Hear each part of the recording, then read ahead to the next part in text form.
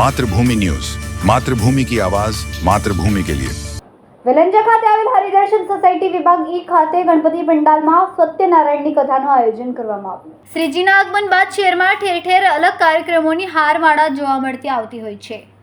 એવામાં શેખપુર ગામ ખાતે આવેલ હરિદર્શન સોસાયટી વિભાગ ઈના રહીશો દ્વારા ગણપતિ મંડપમાં શ્રી સત્યનારાયણ કથાનું આયોજન કરવામાં આવ્યું હતું। મોટી સંખ્યામાં સોસાયટીના રહીશો કથામાં ઉપસ્થિત રહ્યા હતા।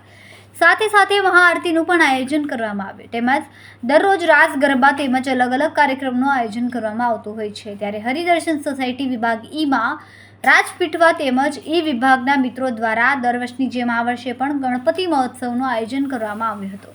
આવનારા સમયમાં નવરાત્રિ તેમજ સ્નેહ મિલનના કાર્યક્રમો પણ યોજવામાં આવશે તેવું જાણવામાં આવ્યું હતું। ખૂબ જ ટૂંકા સમયમાં માતૃભૂમિ ન્યૂઝ ઓટીટી પ્લેટફોર્મ અને મેગા સિટીમાં કેબલ નેટવર્ક સાથે જોડાઈ જશે, તો જોતા રહો માતૃભૂમિ ન્યૂઝ।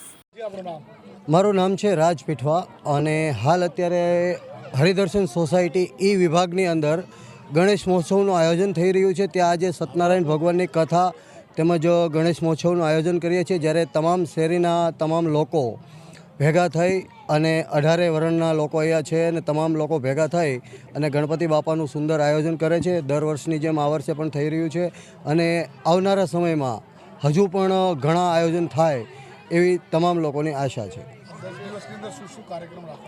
10 દિવસની અંદર દરરોજ રાત્રે ગરબા, ભજન, સત્સંગ તેમજ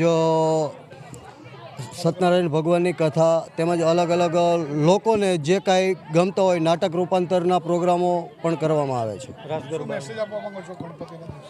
ગણપતિના દિવસે બસ એટલો જ તે ધાર્મિક મેસેજ આપવા માંગે છીએ કે લોકો ધર્મ પ્રત્યે જોડાય અને જે હમણાં જ આપણે બની છે આ હિંસા બની છે, હિંસાના કારણોસર કાંઈ આવી હિંસા ન બને અને ધાર્મિક કાર્યમાં લોકો જોડાય।